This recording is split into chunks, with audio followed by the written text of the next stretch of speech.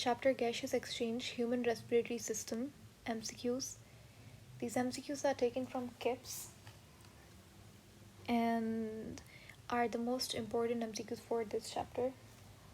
Let's start. Question number 4 says, अब इससे पहले जो 4 questions है, these are related with gaseous exchange in plants. So probably we are only going to focus on human physiology, इसलिए human respiratory system के बारे में हम लोग बात करेंगे. Question number 4 says, all of the following are lined with mucous membrane of ciliated epithelium except. इनमें से कौन सी ऐसा पार्ट है रेस्पिरेटरी ट्रैक का जिसके अंदर म्यूकस मेम्ब्रेन की लाइनिंग नहीं होती. ठीक है, म्यूकस मेम्ब्रेन का मेन काम क्या होता है? एक मल्टीपल काम होते हैं. जैसे फॉर एग्जांपल पहला one of the most key feature key function of mucus membrane is to trap dust particles, to trap pathogens. उसके बाद ये जो एयर हमारे रेस्पिरेटरी ट्रैक के अंदर एंटर करती है उसको मॉइस्चन भी करता है. इस तरीके से इसके 2-3 और काम है. तो मेनली इसका काम है it traps the pollen grains, dust particles, pathogens, जो कि ताकि वो लंग्स के अंदर फर्दर हमारे रेस्पिरेटरी ट्रैक के अंदर नीचे ना जाएँ. ठीक है, नीचे यानी कि ट्रैकिया, उसके बाद लंग्स, इस तरीके से ना जाए. तो म्यूकस मेम्ब्रेन अब नेज़ल कैविटी में तो बिल्कुल होती है. नेज़ल कैविटी के अंदर एक ग्लैंड पाया जाता है जिसे बोलते हैं बाउमन्स ग्लैंड. ठीक है, बाउमन्स ग्लैंड, एक तो ये ग्लैंड ऊपर से सीलिएटेड एपिथेलियम खुद भी म्यूकस रिलीज़ करती है और एक मेम्ब्रेन बना लेती है. ऊपर से नेज़ल कैविटी के अंदर, नेज़ल कैविटी क्या होती है? नॉस्ट्रल्स के आगे से आपके नॉस्ट्रल्स हैं. ठीक है, एक्सटर्नल लेयर्स जिसे बोलते हैं. नॉस्ट्रल के आगे स्पेस होता है या कैविटी जिसको आप नेज़ल कैविटी बोलते हो. यहाँ पे कुछ ग्लैंड्स होते हैं, इनको बाउमन्स ग्लैंड बोला जाता है कि म्यूकस सिक्रीट करता है. तो इनका काम भी म्यूकस सिक्रीट करना है. उसके बाद है ट्रैकिया. ट्रैकिया के अंदर भी म्यूकस लाइनिंग होती है. ब्रोंकाई, अब देखो ये ट्रैकिया है. Trachea divides into 2 different parts and each tube enters into different lung. तो इसको ब्रोंकाई बोलते हैं. This is trachea, this is bronchi. ठीक है, ब्रोंकाई के बाद हमारे पास जो एल्वुलाई के पास इस तरीके से जो ये आप देख रहे हो, जो सबसे लास्ट के अंदर जो ट्यूब बनती है सबसे कम डायमीटर वाली, उसको ब्रोंक्यूल बोलते हैं. ट्रैकिया के अंदर भी म्यूकस लाइनिंग होती है लेकिन ब्रोंक्यूल के अंदर म्यूकस लाइनिंग नहीं होती. इसीलिए हमारा जवाब हो जाएगा option number D. Option D. Question number 5, which of the following function is not associated with nasal cavity. इनमें से कौन सा फंक्शन नेजल कैविटी से रिलेटेड नहीं है? फिल्ट्रेशन काम है नेजल कैविटी का. वो सारे के सारे डस्ट पार्टिकल्स को फिल्टर करती है. किस तरीके से? एक तो उसके पास हेयर्स होते हैं बहुत सारे, they have a lot of hair. और इसके अलावा म्यूकस मेम्ब्रेन होती है. मॉइस्चरिंग भी काम होता है. टेम्परेचर को, एयर को वार्म भी बनाती है हमारी नेजल कैविटी. लेकिन पीएच एडजस्टमेंट कोई रिलेशन नहीं है इसका नेजल कैविटी से, ना तो इनहेलेशन से. ठीक है. Question number 6, a complex cartilaginous structure surrounding the upper end of the trachea. अब ये ट्रैकिया है. ठीक है, ट्रैकिया के ऊपर एक हमारे पास कार्टिलेजिनियस स्ट्रक्चर होता है. किससे बना हुआ है? कार्टिलेज से बना हुआ है, इसलिए कार्टिलेजिनियस स्ट्रक्चर है ट्रैकिया के बिल्कुल ऊपर. ठीक है, इसको क्या कहते हैं? अब इसे कहा जाता है हमारे पास, ये आप जो देख रहे हो इसे वॉइस बॉक्स कहते हैं, यानी कि लैरिंग्स की बात हो रही है. ठीक है, ये लैरिंग्स की ओपनिंग या फिर ट्रैकिया की ओपनिंग कॉमन होती है. ये कवर होती है एक कार्टिलेजिनस स्ट्रक्चर से दोबारा से, जो जिसका शेप हिंज लाइक होता है. इसे कहते हैं एपिग्लॉटिस.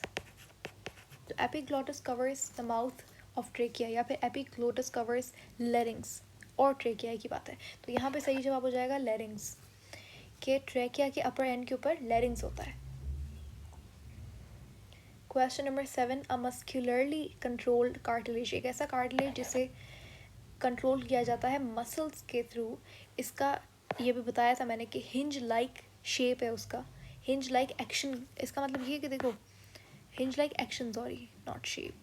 अब ये काम कैसे करता है? जैसे इसका काम होता है ट्रैकिया को कवर कर लेना ताकि फूड जो है वो एसोफेगस में जाए, ट्रैकिया में ना जाए. तो इसे होता क्या है कि ये कुछ इस तरीके से काम करता है. ये हो गया कवर और ये हो गया ओपन. ठीक है, कवर ओपन, इस तरीके से ये काम करता है. ठीक है, ये ऐसा लिड की तरह काम करता है. ट्रैकिया की ओपनिंग को क्लोज करता है, ट्रैकिया या लैरिंग्स की ओपनिंग को क्लोज करता है. इसका नाम है एपिग्लॉटिस. ठीक है. Question number 8, opening from nose to throat is closed by. जो नोज से लेकर थ्रॉट तक जो ओपनिंग है वो क्लोज कौन करता है? सॉरी, हाँ एक्चुअली इसका यही लिटरल मतलब तो इसका यही है कि ये इस क्लोज्ड बाय। अब देखो, ओपनिंग ऑफ नोज को हम लोग नॉस्ट्रल्स बोल सकते हैं, एक्सटर्नल नेयर्स बोल सकते हैं, राइट। तो ये जो ओपनिंग है नोज से लेकर थ्रॉट तक की, इसको क्लोज कौन करता है? अब ये यहाँ पे शायद आपको क्वेश्चन नहीं सेंस बना रहा, इसका ये पूछना क्या चाह रहा है, लेट मी एक्सप्लेन यू क्या पूछना चाह रही है। देखो हमारे पास यहाँ पे माउथ है और ये नेजल कैविटी है, ठीक है, समझ लो, इस पिक्चर को ध्यान से देखिएगा, ये बकल कैविटी है और ये नेजल कैविटी है, ठीक है। अब यहाँ पर हमारे पास ये ईसोफेगस है and this is trachea. Trachea को क्लोज करने के लिए, क्योंकि ऑफ कोर्स खाना कहीं ट्रेकिया में ना चला जाए, हमारे पास होता है एपिग्लॉटिस, ठीक है। अब ये फूड जो है ये आएगा यहाँ पर आ गया, ठीक है, फूड कहाँ पे आ गया, यहाँ पर आ गया इस पॉइंट के ऊपर। अब कहीं ये फूड यहाँ पे जाने के बजाय नेजल कैविटी में ना चला जाए, कहीं ये फूड, क्योंकि यहाँ पे फेरिंग्स है, ठीक है, और फेरिंग्स क्या है, common passage for food and air, यहाँ पे खाना भी आएगा, पान और वो भी एयर भी आएगी, हवा भी आएगी। अब कहीं ये फूड जो है ये फेरिंग्स से होकर नेजल कैविटी में ना चला जाए, तो ये जाना इसको ईसोफेगस में, लेकिन कहीं ये अपना नेजल कैविटी में ना चला जाए, इसके लिए क्या चीज़ होती है, यहाँ पे तो ईसोफेगस है, यहाँ पर क्या है, तो यहाँ पर होता है सॉफ्ट पैलेट। किसका काम है ये काम है सॉफ्ट पैलेट का। ये बहुत इंपॉर्टेंट एमसीक्यू है और ये ज़्यादातर डाइजेस्टिव ट्रैक वाले चैप्टर के अंदर आपको देखने को मिलेगा, ठीक है, क्योंकि सॉफ्ट पैलेट हम लोग डाइजेस्टिव ट्रैक के अंदर पढ़ते हैं, बकल कैविटी का पार्ट होता है। चलो question number 9, a cavity bounded by ribs and diaphragm, वो कैविटी जो कि रिब्स से बाउंडेड होती है और डायफ्राम नीचे की तरफ, देखो इस तरीके से होता है, ये यहाँ पे है डायफ्राम, ये डायफ्राम है, यहाँ पे ये स्टर्नम है, ठीक है, यहाँ पे होती हैं, ये है क्या, ये रिब्स है, सही है, और पीछे की तरफ ये रिब्स ज्वाइन होती हैं कहाँ पे, यहाँ पे वर्टिब्रल कॉलम, और हमारे जो लंग्स हैं वो एक्चुअली में यहीं पड़े हुए हैं इस कैविटी के अंदर। अब इस कैविटी को क्या कहते हैं, इस कैविटी को कहा जाता है थोरेसिक कैविटी, ठीक है, या फिर चेस्ट कैविटी भी बोलते हैं। तो यहाँ पे सही जवाब हो जाएगा option number C. Question number 10, bronchioles, अभी बताया था ब्रोंक्यूल्स क्या होता है, जो एल्वुलाई में खुले जाकर, ठीक है, उसे ब्रोंक्यूल्स कहा जाता है। Bronchioles are cartilage less tubules, देखो ब्रोंक्यूल्स में कार्टिलेज नहीं होती, वेरी इंपॉर्टेंट पॉइंट के हमारे पास ये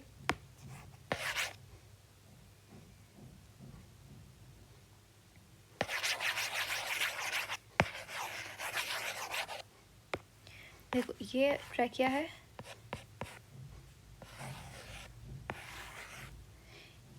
ट्रैकिया के बाद क्या आया, ब्रोंकाई, ब्रोंकाई की फिर primary bronchi, secondary bronchi, tertiary bronchi होता है।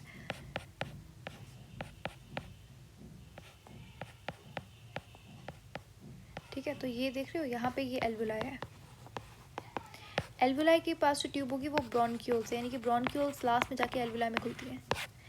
तो देखो हमारे पास जो ट्रैकिया है, ब्रोंकाई है, ये सब की सब क्या है, कार्टिलेजिनियस है, इनके अंदर मसल नहीं होता।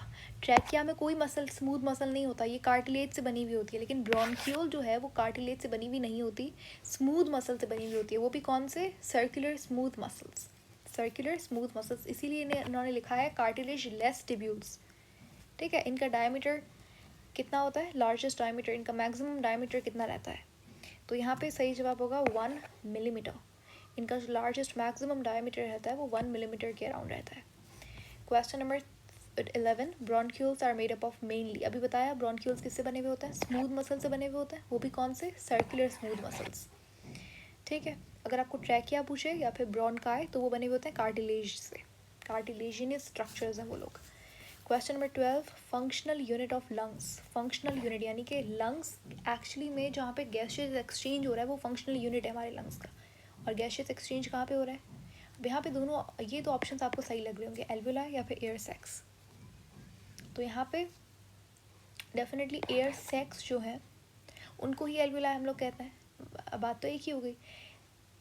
आप यहाँ पे एयर सैक्स को कंसिडर करेंगे, सही है। तो एक्चुअली में लंग्स का जो फंक्शनल यूनिट होता है वो एयर सैक्स ही होते हैं।